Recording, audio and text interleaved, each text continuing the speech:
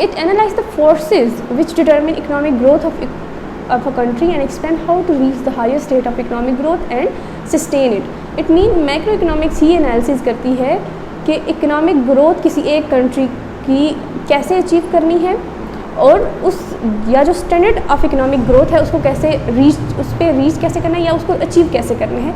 तो तमाम चीज़ें ये किस में हो रही हैं, मैक्रो इकोनॉमिक्स के अंदर।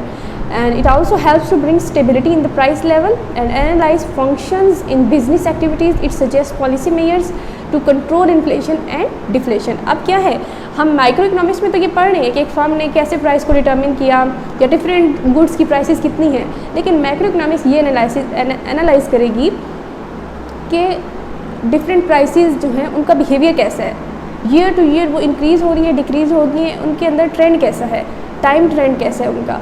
तो अगर प्राइसेस इंक्रीज़ हो रही हैं ईयर टू ईयर तो it's mean there would inflation, और जब वो डिक्रीज़ हो रही हैं तमाम तो डिफ्लेशन मतलब इकॉनमी अच्छे हालात में नहीं है। तो अब मैक्रो इकोनॉमिक्स इस चीज़ को एनालाइज कर रही है और ये बताएगी कि इन तमाम जो प्रॉब्लम्स हैं हमारे इन्फ्लेशन और डिफ्लेशन को हम इनको कैसे रिमूव करें और अपनी इकॉनमी के अंदर स्टेबिलिटी लाएं प्राइसेस के अंदर। ठीक है, सो नेक्स्ट अभी हमने मीनिंग एंड इम्पोर्टेंस इकोनॉमिक्स की पढ़ी, मैक्रो इकोनॉमिक्स की। So let's try to get some ideas about some common macro economics problem. अब मैक्रो इकोनॉमिक्स प्रॉब्लम्स क्या हैं?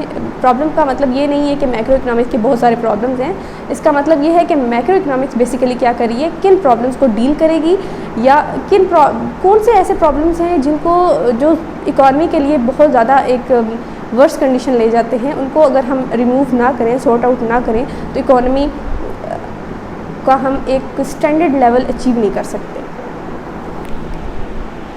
तो सबसे पहले अगर मैं प्रॉब्लम्स से पहले मैं चाहूँगी कि मैक्रो इकोनॉमिक्स की हिस्ट्री को थोड़ा सा देख लें। तो हिस्ट्री क्या है कि सबसे पहले अगर आप देखें तो क्लासिकल व्यूज़ थे, फिर केन्जियन व्यूज़ आए और फिर न्यू केन्जियंस और फिर मॉनेटरिस्ट के व्यूज़ आए डिफरेंट। जैसे जैसे अरसा गुजरता गया तो इकोनॉमिक माइक्रो इकोनॉमिक्स के अंदर डिफरेंट स्टडीज़ आई। अब ये डिफरेंट स्टडीज़ क्यों आई? लोगों ने डिफरेंट थेरीज़ पेश की, तो ये क्यों आई? क्योंकि इकोनॉमिक जो कंडीशन थी वो चेंज हो रही थी।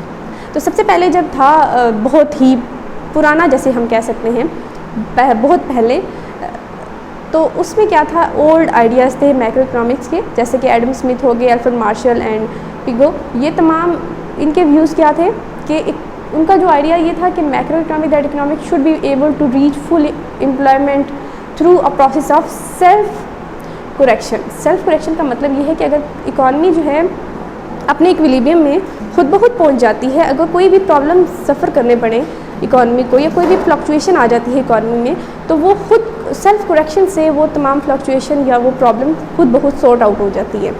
लाइक डिमांड और सप्लाई की जो फोर्सेस हैं वो उन प्रॉब्लम्स को खुद ही सॉर्ट आउट कर देते हैं। वो जो इकोनॉमिक का जो सेल्फ करेक्शन वाला एक फैक्टर है वो उस चीज़ को खुद ब खुद रिमूव कर देगा कि इकॉनमी जो है वो इट्स सेल्फ एडजस्टमेंट में आ जाती है। ये ओल्ड आइडियाज़ थे मैक्रो इकोनॉमिक्स में।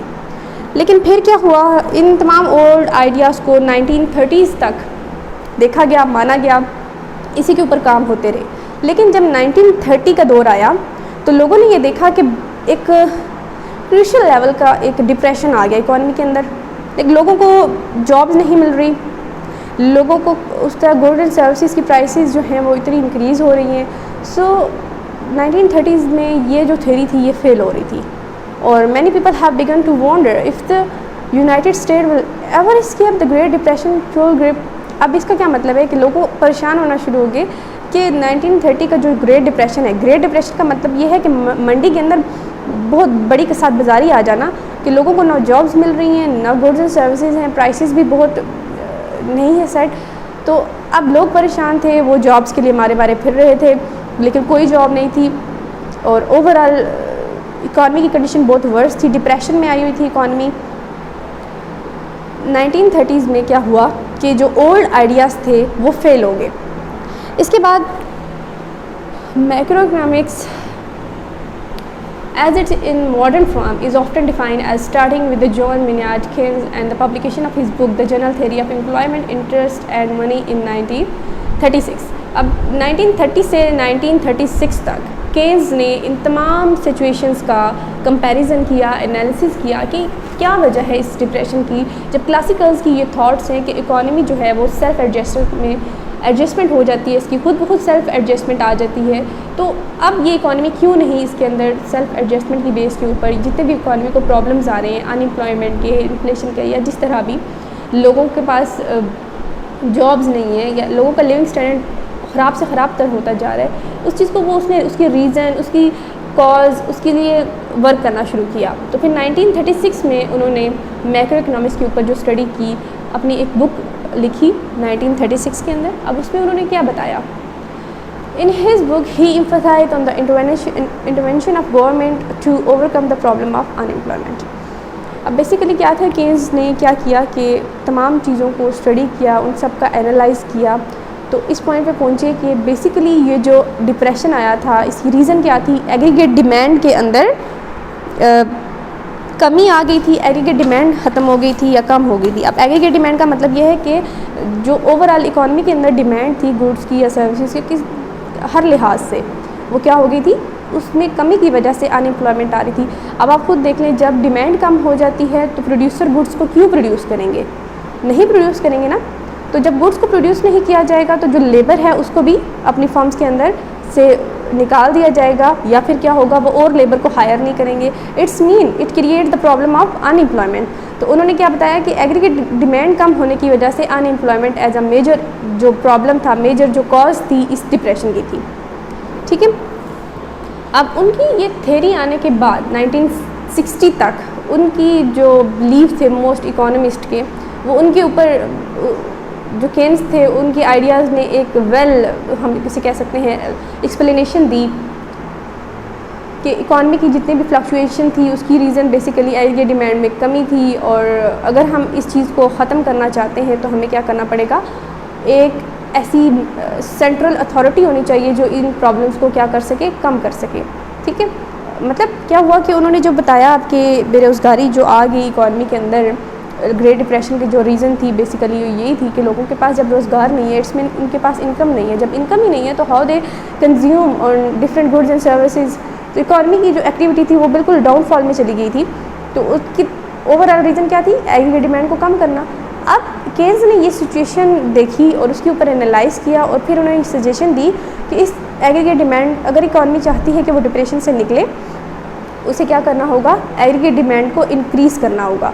अब एग्रीगेट डिमांड कैसे इंक्रीज़ होगी कि उसको इंक्रीज़ करने के लिए कोई एक इंसान तो नहीं काम कर सकता। Definitely there should be a need of central authority जो पूरी की पूरी इकॉनमी की को कंट्रोल कर सके, कुछ ऐसे मेजर्स लेकर आए या कुछ ऐसे प्रोग्राम्स को लेकर आए ताकि इस प्रॉब्लम को हम रिजॉल्व कर सकें।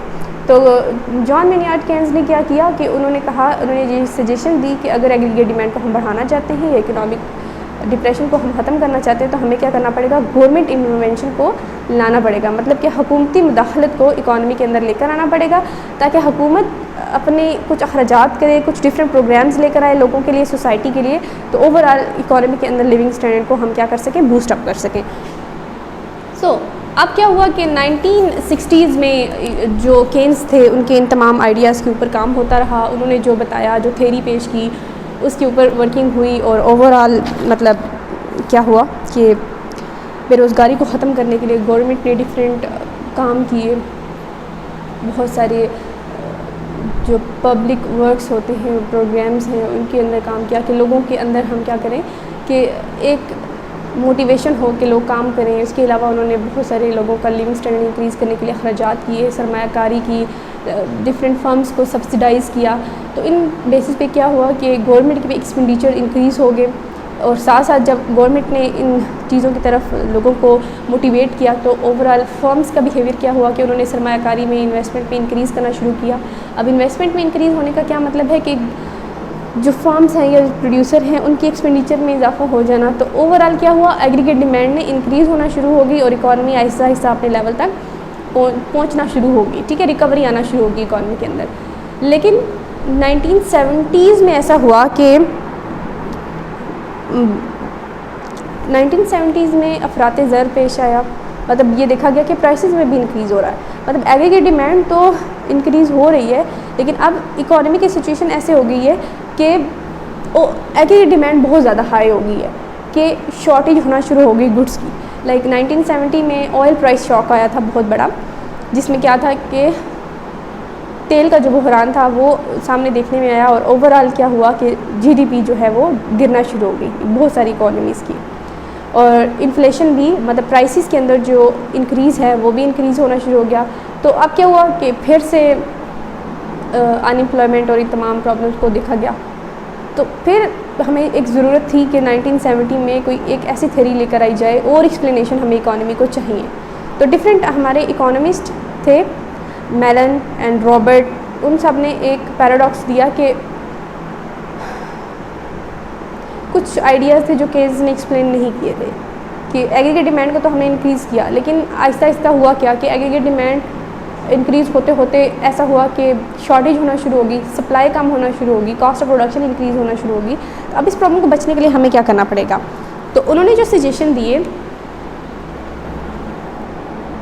वो क्या थे कि there should be economic policies to reduce inflation, unemployment and all these. The tools Keynes suggests have won widespread acceptance among government all over the world. The application of expansionary fiscal policy in the United States appears to have been a spectacular success. इसका मतलब ये है कि जो Keynes के tools थे 1960s में, उन्होंने उस टाइम बहुत इम्पॉर्टेंस ली, लेकिन 1970s में क्या हुआ कि दोबारा से इस चीज़ के ऊपर स्टडी होना शुरू होगी कि नहीं, कुछ ऐसी चीज़ें हैं जो एक्सप्लेन नहीं हुई हैं केन्स की थ्योरी में, उनके ऊपर हमें मज़ीद काम करना है। तो फिर different monetary and physical theories आई कि इकॉनमी को हम ओवरऑल बूस्ट अप करने के लिए, या ये जो प्रॉब्लम्स हैं इन्फ्लेशन के, अनएम्प्लॉयमेंट के, उसको ख़त्म करने के लिए हमें क्या करना है। और फिर नेक्स्ट क्या हुआ कि 2000 में और 1990s की जो हमारी सेंचुरी थी उसमें भी और इकोनॉमिक ग्रोथ के प्रॉब्लम्स आए, जिसमें क्या हुआ कि और माइक्रो इकोनॉमिक्स की डिफरेंट ग्रोथ मॉडल्स आए और डिफरेंट थ्योरीज आई माइक्रो इकोनॉमिक्स के ऊपर, मतलब स्टडीज़ हुई, उनका एनालिसिस किया गया। तो माइक्रो इकोनॉमिक्स की बेसिकली जो हिस्ट्री थी वो इस तरह इसने 1930 के डिप्रेशन के बाद ज़्यादा इंपॉर्टेंस पकड़ी, या हम कह सकते हैं ज़्यादा पीक पकड़ा, उसके ऊपर ज़्यादा से ज़्यादा स्टडीज़ हुई और इकोनॉमिक को एज अ होल ज़्यादा से ज़्यादा स्टडी किया गया, और जो इकोनॉमिक प्रॉब्लम थे उनको रिड्यूस किया गया ज़्यादा से ज़्यादा। अब ये है कि ये तो हिस्ट्री थी बेसिकली कि मैक्रो इकोनॉमिक्स के ऊपर एज आ सब्जेक्ट या बहुत ज़्यादा थेरीज़ या जो वर्किंग हुई है वो कब हुई, वो 1930 की डिप्रेशन के बाद स्टार्ट हुई, और अभी तक क्या हो रहा है कि मैक्रो इकोनॉमिक्स बेसिस पे ही बहुत ज़्यादा स्टडीज़ हो रही हैं कि इकोनॉमीज़ जो हैं डिफरेंट कंट्रीज़ की, उनके अंदर डिफरेंट मॉडल्स यूज़ हो रहे हैं। अब कौन सा मॉडल किस तरह की इकोनॉमी के लिए सूटेबल है वो लगाया जा रहा है, और डिफरेंट जो इकोनॉमी के प्रॉब्लम्स हैं उनको कैसे सॉर्ट आउट किया जाएगा एग्रीगेट लेवल के ऊपर, और ये तमाम चीज़ें। अब तमाम कंक्लूजन के बाद इस पूरे चैप्टर की हम इस पॉइंट पे पहुँचे हैं कि अब मैक्रो इकोनॉमिक्स बेसिकली किन प्रॉब्लम्स के ऊपर ज़्यादा डिस्कस करती है। तो मैक्रो इकोनॉमिक्स की प्रॉब्लम्स क्या हैं? सबसे पहले हमने देखा 1930s का जो दौर आया था उसमें क्या था, अनएम्प्लॉयमेंट बेसिकली मेजर एक प्रॉब्लम था, जिसको माइक्रो इकोनॉमिक्स क्या करेगी, उसका एनालिसिस करेगी, कॉजेज़ बताएगी कि अनएम्प्लॉयमेंट बेसिकली किस वजह से हो रही है, और फिर एक लेवल ऑफ एम्प्लॉयमेंट को कैसे डिटर्मिन करना है इकोनॉमी के अंदर। तो ये एक मेजर प्रॉब्लम है अनएम्प्लॉयमेंट, जो कि डिस्कस होना या जिसके ऊपर वर्किंग होना बहुत इंपॉर्टेंट है अगर हम चाहते हैं कि हमारी इकोनॉमी बूस्ट अप हो या उसके अंदर इंक्रीज़ आए। Unemployment has been a major economic problem in advanced economics, and one of the principal causes of unemployment is swing in the business cycle. अब बिजनेस साइकिल में स्विंग्स आते हैं जिसकी वजह से अनएम्प्लॉयमेंट आई। अब 1930s के डेज़ में क्या हुआ कि एग्रीगेट डिमांड में कमी की वजह से ओवरऑल अनएम्प्लॉयमेंट आई, लेकिन जब हम 1970s में देखें तो क्या हुआ, अनएम्प्लॉयमेंट प्लस इन्फ्लेशन दोनों प्रॉब्लम्स आ गए थे। क्यों? क्योंकि एग्रीगेट डिमांड इंक्रीज़ हो गई थी, प्राइसेस में इंक्रीज़ आया, जब प्राइसेस में इंक्रीज़ आया तो लोगों की परचेजिंग पावर कम हो गई, और फिर ये दोनों प्रॉब्लम्स आए। तो अनएम्प्लॉयमेंट बेसिकली क्या हुआ, एक ऐसा मेजर इशू है जो कि बिजनेस साइकिल के अंदर डिफरेंट स्विंग्स की वजह से, कभी डिप्रेशन आ रहा है, कभी रिसेशन आ रहा है, कभी रिकवरी होती है, तो ये प्रॉब्लम साथ साथ मूव कर रहा है, और इसके ऊपर उसको स्टडी करना, उसकी कॉजेज़ को देखना एक मैक्रो इकोनॉमिक्स का एक मेजर एक ऐसा इशू है जिसके ऊपर स्टडी होना ज़रूरी है। Second one is inflation. High inflation can be a serious problem if price rise faster than wages and nominal interest rate and in period of repeatedly rising prices, people with saving will see a decline in their real wealth, and if prices rise faster than the wages, then people's spending power will be decline. Also, repeatedly rise prices creates confusion and uncertainty and can cause firms to cut back on investment and spending. अब क्या हो रहा है कि inflation में basically हुआ क्या, हमने ये देखा कि प्राइसेस जब किसी गुड्स की किसी भी गुड की इंक्रीज़ होती हैं फास्टर या स्लोली, तो बेसिकली वो फिनोमिना होता है इन्फ्लेशन। और इकॉनमी के लिए इन्फ्लेशन एक बहुत मतलब एक ऐसी चीज़ है जो कि उसको वर्स करती है और हमें इन्फ्लेशन को कम से कम लेवल पे रखना है। अब इकॉनमी में ये होता है कि आप अनएम्प्लॉयमेंट और इन्फ्लेशन में एक किसी चीज़ को चूज़ करना होता है, क्योंकि जब आप ये देखें कि 1930s में एग्रीगेट डिमांड कम होने की वजह से अनएम्प्लॉयमेंट आई, लेकिन जब हम 1930 के बाद ये 1970s के एरा में जब आए तो उस वक्त क्या हुआ कि इन्फ्लेशन भी आया लेकिन साथ में अनएम्प्लॉयमेंट भी आई। क्यों? क्योंकि जब आप इन्फ्लेशन को कंट्रोल करते हैं, प्राइसेस को कम करते हैं, तो इट्स मीन इन्वेस्टर का जो प्रॉफिट है, उसकी एक्सपेक्टेड प्रॉफिट या उसको जो उसका मुनाफा कमाने का जो एक्सपेक्टेशन है वो कम हो जाती है। तो वो ज़्यादा से ज़्यादा मतलब क्या उसकी कोशिश होती है कि प्रोडक्शन कम हो जाती है ओवरऑल। तो फिर क्या होता है, फिर अनएम्प्लॉयमेंट आ जाती है, मतलब इकॉनमी रिसेशन या डिप्रेशन की तरफ मूव करना शुरू हो जाती है। तो हमें क्या करना होगा, अगर हम इंक्रीज़ करें, हम चाहते हैं कि इकॉनमी को एक स्टैंडर्ड लेवल के ऊपर जाना है, तो हमें इन्फ्लेशन की थोड़ी सी एक छोटी क्या कह सकते हैं मिनिमम लेवल पे रखना है, ठीक है। एंड लास्ट हमारा एक मैक्रो इकोनॉमिक प्रॉब्लम है इकोनॉमिक डेवलपमेंट। अब इसमें क्या हुआ कि जैसे आई एक्सप्लेन बिफोर कि डेवलपिंग बेसिकली इकोनॉमीज़ का बिहेवियर कैसे है या डेवलप नेशन का बिहेवियर कैसे है, डेवलपमेंट ऑफ इकोनॉमिक्स या इकोनॉमी की डेवलपमेंट क्यों इतनी इम्पोर्टेंस है। तो ये एक ऐसा फैक्टर है कि ये बहुत इंपॉर्टेंट है किसी इकॉनमी के लिए कि अपने जो ग्रोथ लेवल है या इकोनॉमिक एक्टिविटी को सस्टेन लेवल तक लेके जाना, और जो आपके इकॉनमी के अंदर इंक्रीज़ आ रहे हैं उसको मेंटेन करना, उसको एक लेवल के ऊपर बरकरार रखना। It is basically very important. तो ये भी एक बहुत इशू आया। अब ये जो इशू था हमारा डेवलपमेंट इकोनॉमिक्स का या डेवलपमेंट ग्रोथ का, आउटपुट ग्रोथ का, बेसिकली ये स्टार्ट हुआ 1970s के बाद। हम कह सकते हैं 1990, 2000, 2010 अब अभी तक इकोनॉमिक ग्रोथ के ऊपर बहुत ज़्यादा वर्किंग हो रही है। तो बेसिकली क्या है कि जो डेवलप्ड नेशन हैं जिन्होंने जिनकी इकोनॉमीज़ बहुत इसे हम कह सकते हैं उन्होंने बहुत प्रोग्रेस की या एक स्टैंडर्ड ऑफ लिविंग उनका इंक्रीज़ हुआ या उनकी एम्प्लॉयमेंट हाई है, जीडीपी उनकी हाई है, तो उनका कोशिश क्या होती है कि ये सिर्फ एक साल के लिए हाई ना हो बल्कि तमाम जितने भी आने वाले अरसे हैं ईयर टू ईयर हम इस लेवल को बरकरार रख सकें। और अनएम्प्लॉयमेंट नेशंस क्या करती हैं, अनएम्प्लॉयमेंट नेशंस होती हैं अंडर डेवलप्ड नेशंस जो हुए या डेवलपिंग कंट्रीज जिसे हम कहते हैं, वो क्या करती हैं, उनके लिए इकोनॉमिक ग्रोथ एक बहुत सीरियस इशू है और बेसिकली अनएम्प्लॉयमेंट लीड करता है ग्रोथ की तरफ। अनएम्प्लॉयमेंट अगर ज़्यादा होगी इट्स मीन कोई ग्रोथ नहीं है, अनएम्प्लॉयमेंट अगर कम होगी तो we are moving toward economic growth. Okay, तो अब डेवलपिंग नेशन क्या करती हैं, उनका मकसद होता है कि वो अपने इन्फ्लेशन, अनएम्प्लॉयमेंट जैसे प्रॉब्लम्स को कम करें ताकि वो इकोनॉमिक ग्रोथ का जो एक छोटा सा स्टैंडर्ड है या मिनिमम स्टैंडर्ड हम जिसे कह सकते हैं उसको अचीव कर सकें, ठीक है। And the low growth and poverty cause a low saving and low investment to be continued. Okay, तो माइक्रो इकोनॉमिक्स का थर्ड जो एक एलिमेंट है वो क्या है, डेवलपमेंट इकोनॉमिक्स, जिसमें माइक्रो इकोनॉमिक्स बेसिकली ग्रोथ से रिलेटेड जितने भी प्रॉब्लम्स हैं उनको डील करेगी। अब मैक्रो इकोनॉमिक्स के अंदर कैसे हुआ कि डिफरेंट थेरीज पेश हुई, हैरिट-डोमर मॉडल, सॉल्वेसन मॉडल और रॉबिन्सन मॉडल किए गए। ये तमाम ग्रोथ के मॉडल्स हैं कि किस तरह की इकॉनमी के अंदर किस तरह का ग्रोथ मॉडल यूज़ करना है कि उनकी इकॉनमी को सस्टेन लेवल तक लेके जा सके और फिर जो डेवलप नेशन है वो इंक्रीज़ हो सके, उनका जो सस्टेन लेवल है वो बरकरार रह सके। इन तमाम के ऊपर डिफरेंट थेरीज पेश की गई। यहाँ तक ये था एक ब्रीफ इंट्रोडक्शन मैक्रो इकोनॉमिक्स का। तो ये है डिफरेंट रेफरेंसेस, आप यहाँ से भी मटेरियल उठा सकते हैं डिफरेंट साइट्स के ऊपर से, वेबसाइट के और कुछ यूट्यूब के लिंक्स हैं, यहाँ से आप लोग पढ़ सकते हो। फर्दर जो अगर आपको कुछ क्यूरीज़ हैं या जितनी आपको चाहिए डिटेल्स चाहिए हैं, तो अब यहाँ से मैक्रो इकोनॉमिक्स से रिलेटेड उसके प्रिंसिपल, उसके डिफरेंट कॉन्सेप्ट्स हैं, ये तमाम लिंक्स हैं, आप इनको यूज़ करके डिफरेंट फर्दर इंफॉर्मेशन ले सकते हैं। बस थैंक यू सो मच, अब तक इतना ही। I hope you will understand what I teach you